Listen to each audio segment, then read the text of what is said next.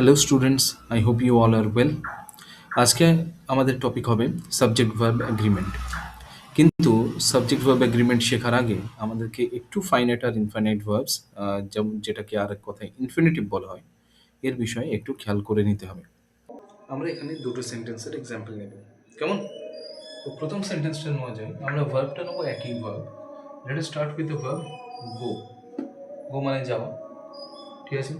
তো first sentence নিচ্ছি, I go to play. ঠিক আছে, আমি এই গো শব্দটা, গো ভার্বটা আরেক জায়গায় ব্যবহার করব। যেমন আই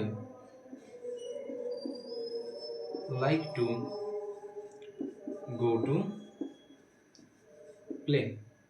ঠিক আছে, তাহলে আমি খেলতে যাই এবং আমার হচ্ছে খেলতে যেতে পছন্দ করি, দুটো প্রায় কাছাকাছি মানে আছে, স্লাইট ডিফারেন্স আছে।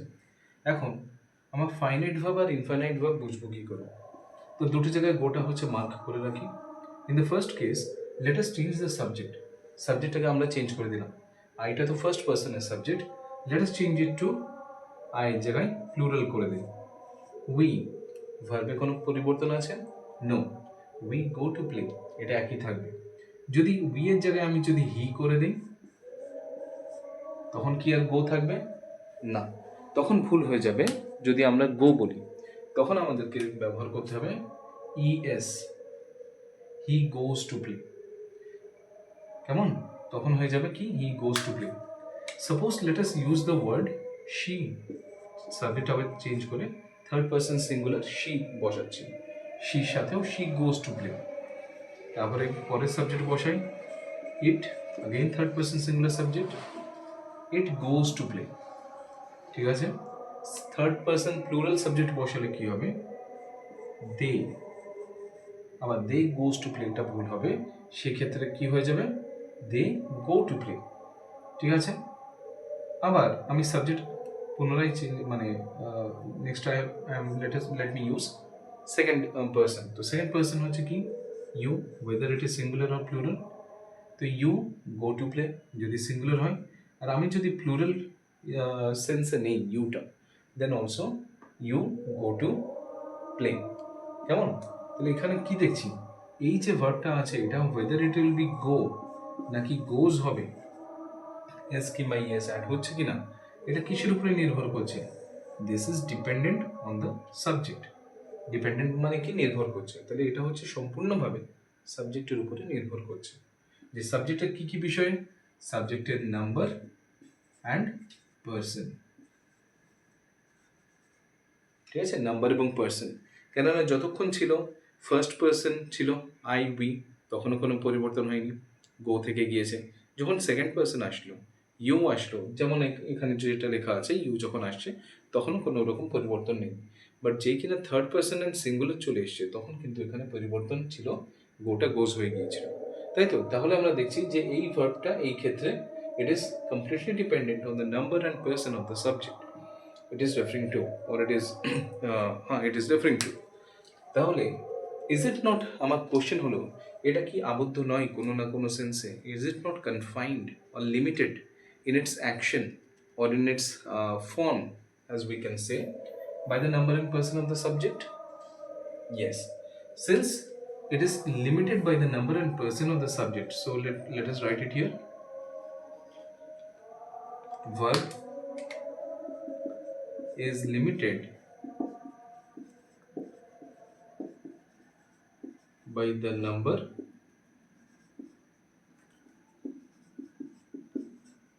and person of the subject। সেই জন্য সিন্স ইট ইজ লিমিটেড, এই লিমিটেড কথাটা কিংবা লিমিটেড কথাটা হচ্ছে কনফাইন্ড, কিংবা আমি আরেকটা ওয়ার্ড, ইট ইজ রেগুলেটেড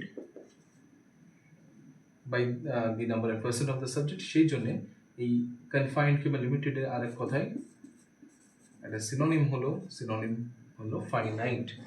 ঠিক আছে, সেই কারণে আমরা বলতে পারবো যে এটা ফাইনাইট ভার্ব। সেই জন্য এরকম ভার্বগুলোকে তখন কি বলা হবে? Finite verbs. তাহলে আমরা বুঝতে পারলাম কনসেপ্টটা। তাহলে ফাইনাইট ভার্বসের ডেফিনেশন কি? Finite verbs are those verbs which are limited in their sense or in their forms by the number and person of their subject. Understood? Very good. Next, let us come to the next example. That was example number 1. Next, let us take example number 2. Sorry. I like to go to play.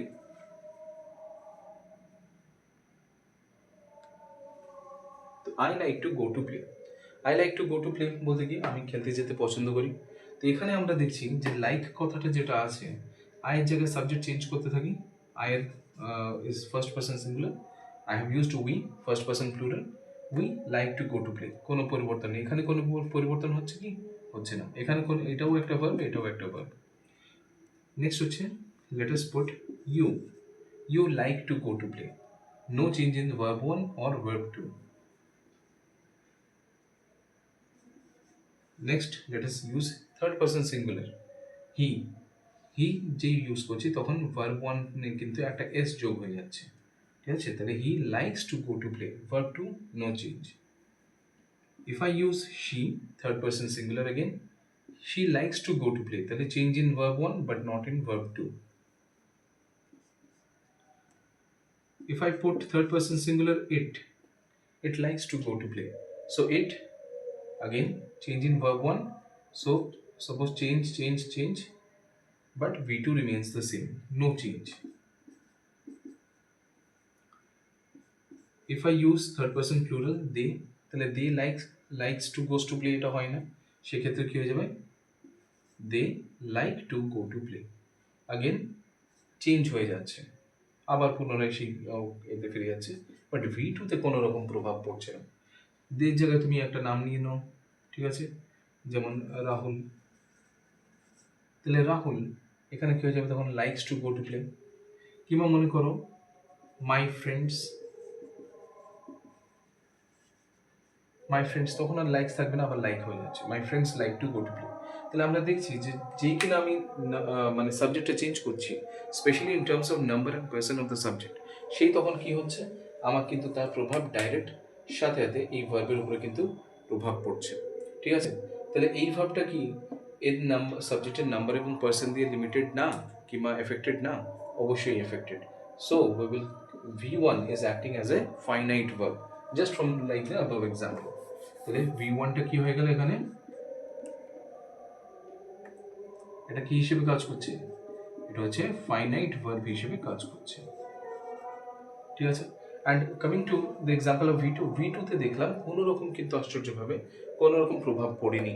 যত যা প্রভাব পড়েছে শুধুমাত্র finite verb, প্রথম ভার্বটার উপর দিয়ে যেন ঝড়টা বয়ে গেছে। সেকেন্ড ভার্বের উপরে, দ্যাট ইজ গো, এর উপরে কোনো রকম প্রভাব পড়েনি, তাই না? তাহলে এটাকে আমরা আনলিমিটেড বলতে পারি। It is not limited, that is it is unlimited, or it is not confined. এটা মানে সেই যেন এটা বদ্ধ নয় ও কারণে, কিংবা উই ক্যান অলসো সে, মানে এগুলো হচ্ছে সিম্পল টার্মসে আমাদের বোঝা মনে রাখার জন্য। Unaffected, unaffected by what? Unaffected by the number and person of the subject. তাহলে কোনো ভার্ব যদি, if any verb is unaffected by the number and person of the subject, then we like to call it as infinite, then we call it as infinite verb. ঠিক আছে? Infinite verb, আর এক কথায় এটাকে বলবো infinitive.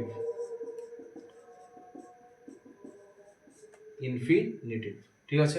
আর ইনফিনিটিভের ফর্মটা কি? ও verb একা কাজ করছে না কিন্তু, এখানে ওর ফ্রেন্ড কে আছে যে ওকে প্রত্যেক ঝড়ঝাপটা থেকে বাঁচাচ্ছে। এই টু শব্দটা কিন্তু ভার্বের সামনে আছে। এখানে টু গোর জায়গায় তুমি ইট বসাও না কেন? তুমি যদি ইট বসাও, মাই ফ্রেন্ডস লাইক টু ইট, তখন হচ্ছে টু ইট, তখন কোনো একটা অন্য ভার্ব অবজেক্ট দিয়ে দিলেন। To eat pizza for example, to eat what you say Mughlai. তো my friends like to eat Mughlai, I like to eat Mughlai, they like to eat Mughlai. But যেই কিনা হচ্ছে হি কিংবা শি ব্যবহার করছি, তখন কি হয়ে যাবে? She likes to eat Mughlai, he likes to eat Mughlai, it likes to eat Mughlai, it likes to eat pizza, এরকম এক্সাম্পল হয়ে যাচ্ছে, তাই তো? তাহলে আমরা কি দেখছি যে তাহলে ফাইনাইট ভার্বস কি? Finite verbs are those verbs which are limited by the number and person of the subject. Infinite verbs are those verbs which are not limited or which are not affected, which remains unaffected by the number and person of the subject. সেই কারণে আমরা এটাকে infinite verb বলি, ঠিক আছে? এবং এটাকে আরেক কথায় কি বলা হয়? ইনফিনিটিভ বলা হয়, ঠিক আছে? আর ইনফিনিটিভের সবসময় ফর্মটা কি হিসেবে থাকে? সবসময় আমরা দেখছি এখান থেকে এক্সাম্পল থেকে যেটা আমরা লক্ষ্য করলাম যে এটা হচ্ছে টুর সাথে ভার্বের সবসময় ফার্স্ট ফর্মটা বসে থাকে, ঠিক আছে? এটা আমাদের খেয়াল রাখতে হবে। টুর সাথে কিন্তু আবার ভিআইএনজি করে দেয় অনেক বাচ্চারা। This is completely wrong. VING ফর্মটা কিন্তু সাধারণভাবে হচ্ছে ফরের সাথে ভিআইএনজি বসে, ঠিক আছে? কিন্তু টুর সাথে তুমি যখনই খেয়াল করবে টুর সাথে কিন্তু টুর পরে যে ভার্বটা থাকে that is always in the first form, ঠিক আছে? Okay, so this is the concept of finite versus infinite verb. এটা বুঝতে পারলে তারপরে then we can proceed and apply this concept in many other cases. আজকের ডিসকাশন হচ্ছে আমরা we will be seeing as to its application regarding subject verb agreement. Okay.